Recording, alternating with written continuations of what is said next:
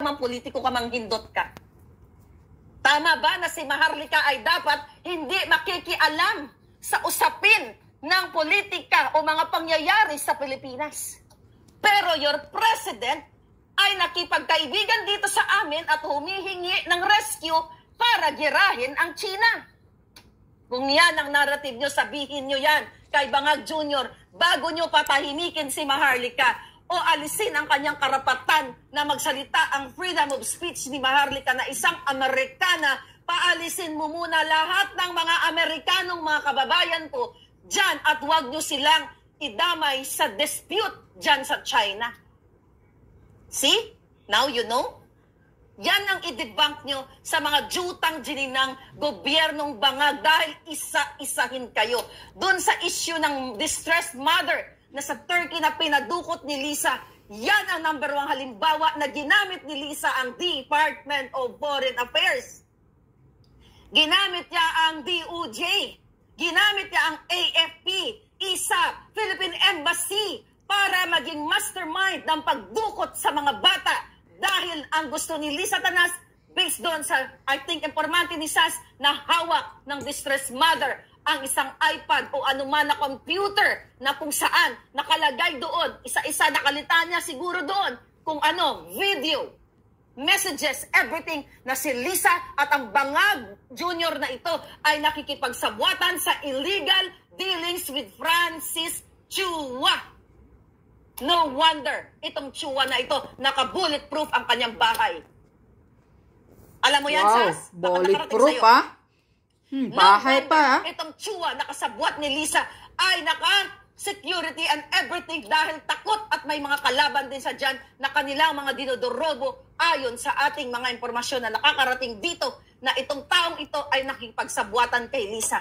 And this is alarming for you, mga kababayan. Andito na ako, tinaya ko na ang alindog ko.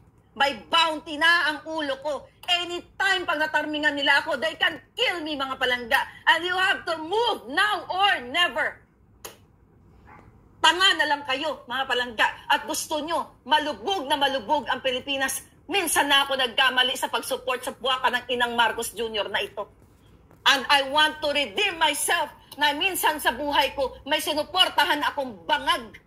Dahil kung vested, personal interest lang, wala pong Maharlikang nagsasalita ngayon. Sa halip ay ako part ng kanilang illegal activities. Magkikibit balikat ako, ipipikit ko ang mga mata ko dahil ako ay makikinabang sa pangangamkam ng pera ninyo. Mga palangga, paulit-ulit kong sabihin sa inyo, kung vested interest lang, kung personal interest lang, wala kayong maririnig sa akin ngayon. Kung di ba sinusuklam nyo na rin ako, puro papuri kay Bangag. Iko-cover up ko lahat ang kababuyan nila. But this is God's intervention. Why? I never intended to do this, mga palangga. Never pumasok sa isipan ko na may mga puting ahas from PDEA, PNP, AFP, PS, lahat ng pasangay ng gobyerno na magbigay sa atin ng impormasyon. The reason why nangyari ito, sabi ko nga, inadya ng Diyos to na malaman ninyo kapalit ng threat sa akin. Alam nyo yan, di ba? Alam nyo na tinatamnan ako ni Lisa ng gobyernong ito ng kaso na gawa-gawa sa pamamagitan ni Erna. You know that? Yan ang una nilang harassment sa akin. Pero hindi ko uurungan ng mga buwakan ng inang yan. Nag-invento ng address. Gumawa ng fabricated crime against me para mailagay nila ako sa record dyan sa Pilipinas. Para anytime pag bumalik ako, pwede nila akong damputin. It's the same fate na nangyari dito sa distressed mother sa Turkey. Na fabricated crime ang ginawa ni Lisa at Chua at later on nga na-dismiss. Ilang fabricated cases ang nakahilera pa dyan na ibibigay ni Lisa sa akin. Hagbit-bitin dito sa Amerika. And I will fight to the last drop of my blood, Lisa. Hindi ka mananalo dahil everything I said here is factual. Gaga ka. Ha? Yung mga ginagamit ng designers na mga scammer, dudurugin ko kayong lahat sa Korte ng Amerika. Dito tayo magbabanggaan. Magdemanda ka hanggang bukas na lang, di ba sabi ko? Dito sa PDEA, ano na to? Yung record na si Puting at dapat siya ay what? dapat siya ay dadamputin, i-raid. Pero inarbor ninyo nung panahon ni Noynoy. Yan, gusto nyo, di ba? Ikaw, Lasso, alputero kang gago ka. You file a case against me. Ngayon na, ngayon, wag yun nang patagalin. To prove to the world that Maharlika is fake news o fake ang hinahawakan nating dokumento. Doon ko lang sa korte, mapapatunayan na indeed, the document is genuine. Para magkaalaman na, para sabihin nyo sa taong bayan, ipakulong nyo ako. Putang ina nyo, lahat ng power nasa inyo. File a case against me. Di ba gusto niyo ako makulong? Nag-i-edit kayo ng mga picture, Merly ka nakulong. O, di ba? Yan lang ang kaya niyong gawin. To destroy me in the social media. But you're not gonna win because the truth is in with us, the Filipino people. And sooner, matatapos na lahat ng kababuyan mo, Lisa Bangag, you have to step down. Amy Marcos, you have to talk to your brother. Step down ang kapatid mo. Dahil Marcos ang binitbit nyo. Itong si Lisa walang mandato. Alam mo na si Lisa ay umu-order ng pulboron. Amy Marcos, alam mo yan. Huwag mo nang patagalin ito, mga palangga. My God. See? Kung gaano ka hindi na safe ang Pilipinas ngayon. Correct. Dahil ang nagpapatakbo sa inyo ay bangag. Daming adik sa kalsada naglalakad ngayon, na. The ultimate target, the ultimate solution nila is to target me, target Yeah. us, suppress the mainstream media like SMNI, suppress Badoy, suppress ka Eric, suppress Makanas, suppress tayong lahat. Correct. Recently, di ba? Martial law na nga eh. pa itong si Cesar Chavez na post ng statement ng PDEA na ito sa daw payan. ay fake news ang ating dokumento na kung saan na nakuha natin noong March of 2012. Pinadelete Ngayon, sa tribute. Ito. Ang video. Yun pa yan, tubig. Nyeta. Ang dokumento. Okay. Ngayon, mga palangga. Ito yung Cesar Chavez, di ba sinabi ko sa inyo? You open your ito sabi ko, ito na lang Cesar ang yaman Chavez, natin. Billions of neurons meron tayo. We don't have billions of money, but billions of neurons. Itong minsan, na pumalpak din, itong si Cesar Chavez na strategist, presidential communication eklabus strategist ni Kuting. Di ba siya pa ang unang nag-post ng, ito sabi pa niya, an apology for unvalidated PDEA document. Daily Tribune expressed its apologies for sharing unvalidated information that erroneously linked President Bangag Marcos Jr. to a drug enforcement document. It deeply regrets the posted art card on Facebook and recognizes the harm and confusion of the irresponsible social media material. If it understands the importance of upholding the truth and integrity, especially when it comes to matters concerning public figures. In taking full responsibility, Daily Tribune's online team learns from this experience and will be more diligent and discerning in the future when it comes to sharing information by verifying sources and ensuring the accuracy of the information before dissemination. Kita nyo? Itong gagong ito, Chavez na ito, ang tumawag sa Tribune para ipa-take down itong post nila na nagpapatunay na in 2012, si Kuting ay dapat arestuhin o i-raid dito sa 46C dyan sa Rockwell. Sila ay magkakasabwat lahat. At kasama ni Kuting doon nga yung sinasabi kong, huwag niyo ako materi-teri. Diba? Huwag niyo ako materi-teri. Teri-teri. Dahil lalabas at lalabas ang katotohanan, lalabas ang taong bayan. Correct. At makiisa para ipaalam sa inyong lahat. Para hilain ka, Kuting. Dapat wakasan itong jutang Ginemes na bangag Marcos Jr. at inuubos ang inyong pera sa kanilang mga activities ngayon. Sobra na, tama na. Malinaw pa sa sikat ng araw na binabayaran ng gobyernong ito ang mainstream media at tinatakot, sinisindak para hindi magsalita. And their target right now, mga palangga, is me. gugurgurin nila ako. Number one, gugurgurin nila ako dahil pinahahanting nila ako. I have two signed, no, one lang pala, yung isa, screenshot. One powerful signed affidavit na nagsasabing pinapahanting ako ni Lisa Ahas dito at ng gobyernong ito to gurgur me. And again, by the power of God, hindi mananalo ang mga hinayupak na ito. Hindi mananalo ang mga demonyong ito dahil mananalo ang boses ng taong bayan. Kayo po ang magdedesisyon. Ha? Kung gusto nyo akong magurgur dahil sa pagsasalita ko ng tama dito, eh di baliktad na ang mundo. Kung ganyan ang narrative nyo, kasi may nababasa ako, well, galing naman sa mga dugyot nila, na dapat daw ako ikulong, dapat daw ako gurgurin na, dapat daw mawala na ako sa mundo. If Mga you're in trolls. your mind, Ang mga ganyan. tama ba ng isang nagsasalita gugurgurin? Ba't ninyo gurgurin yung presidenteng bangag ninyo? Correct. Yung bangag, ang May gurgurin. maipapakita ba na si Maharlika dito ay minsan in 2012 ay bangag na nagsisesyon sa Rockwell sa kondominium dyan? Yes, correct. Kung Si meron bangag, akong kuting. past record na ako ay nagbabangag, tangina, ako ang pinakamaingay sa pamilyang ito, pero ako ang walang bisyo ni sigarilyo, mga palangga. Never ever. Inom, social climbing 101 lang. Occasionally lang. Kahit ang djunganga ako dito, mga palangga, ay umaabot hanggang ibang kabilang hibok-hibok. Wala akong bisyo, pero si Bangag Jr., si Lisa Tanas, yan ang mga walang tamang katinuan, kaya binababoy kayong lahat. They don't care. Travel here, travel there. Correct. Wala silang pakialam sa inyo. Ini-ignore ang mga malalaking issue na dapat nilang i-address. Tama. Ang involvement sa pulburon, involvement sa pagkikidnap, involvement sa smuggling, yan ang Yes. nagpapahirap sa inyo. Involvement sa pinaka-kontrobersya na PCSO, winning ni Mel Robles, na sinabi mismo ni Yeah. Lisa, araw, sama-sama tayo maging milyonaryo.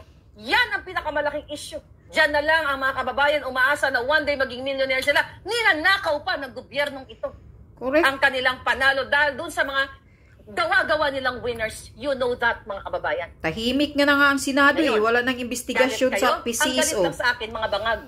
Yeah. Ang galit lang sa akin, mga taong walang pagmamahal. At yung mga Mga sinasabi baliw ni Mother ang galit Pebbles sa na iyo, ginagamit-gamit Maharlika. ang pangalan ko, okay lang yun, Mother Pebbles. Pero I don't care. Tama siya. Walang pakialam sa inyo.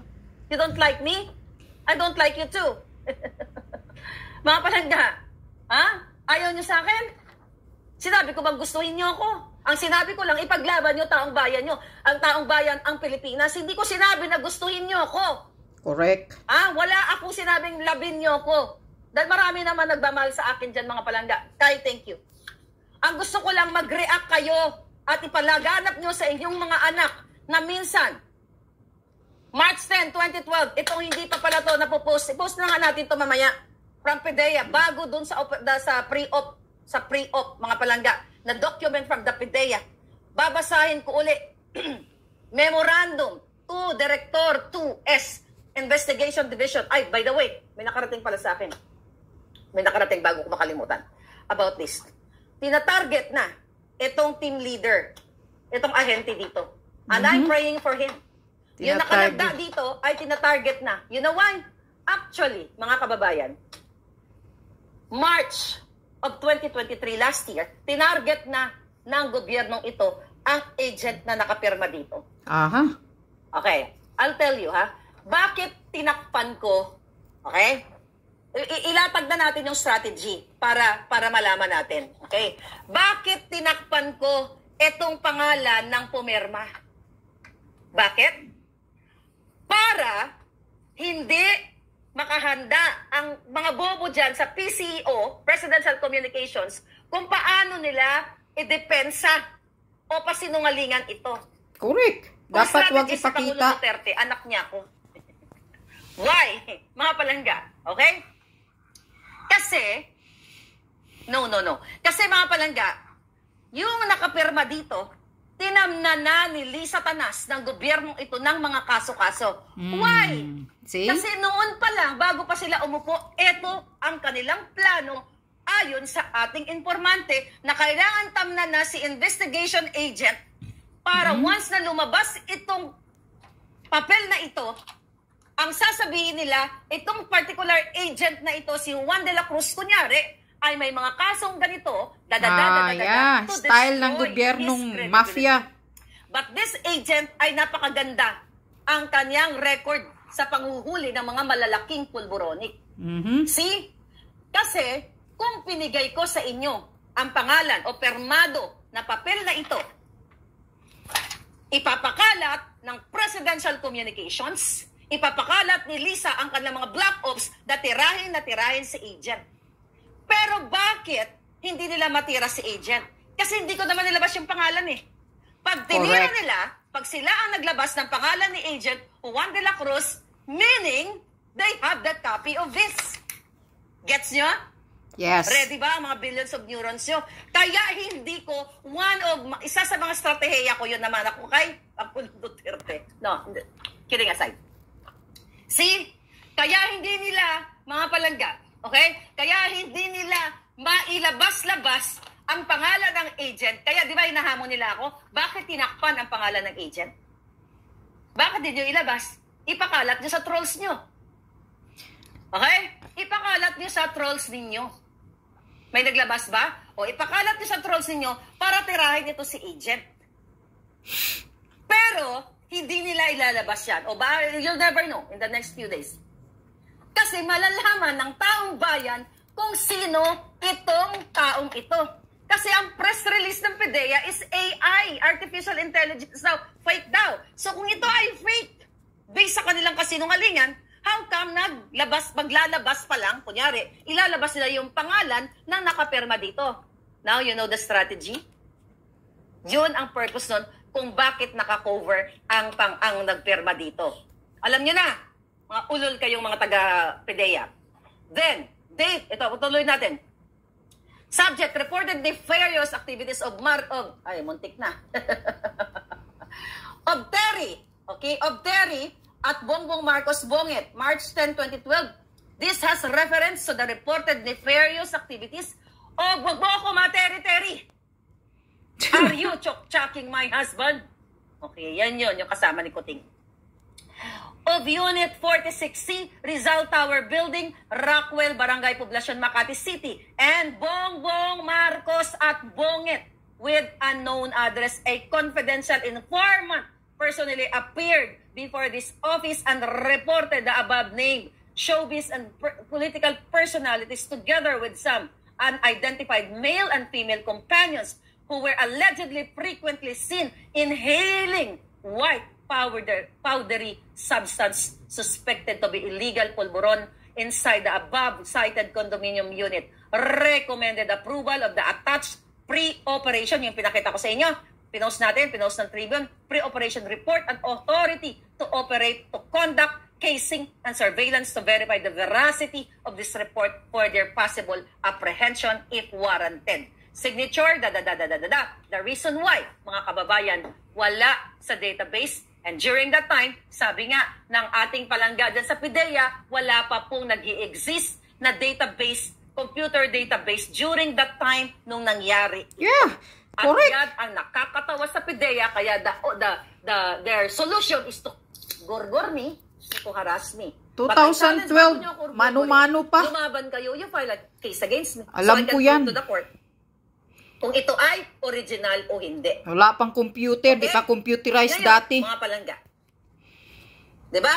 Kasi mga kababayan, mismo ang PIDEA, okay? Mismo ang taga-PIDEA o nagtrabaho sa PIDEA, mga kababayan, ang nagsabi sa atin na ginagago tayo ni Lazo. Ginagago tayo ni PIDEA at ng gobyernong ito.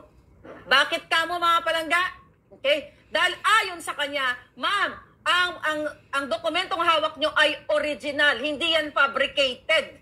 Kasi originally, signed yan ng team leader na bona fide officer ng PIDEA, 2S at yung director that time ay equally exist, nag-i-exist.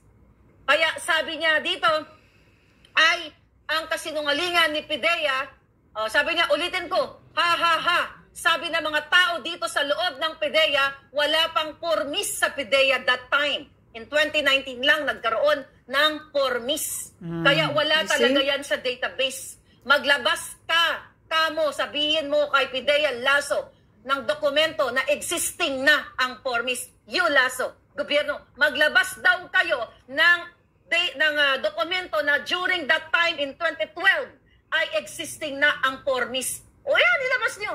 Hindi yung gusto nyo akong magurgor. Magago kayo.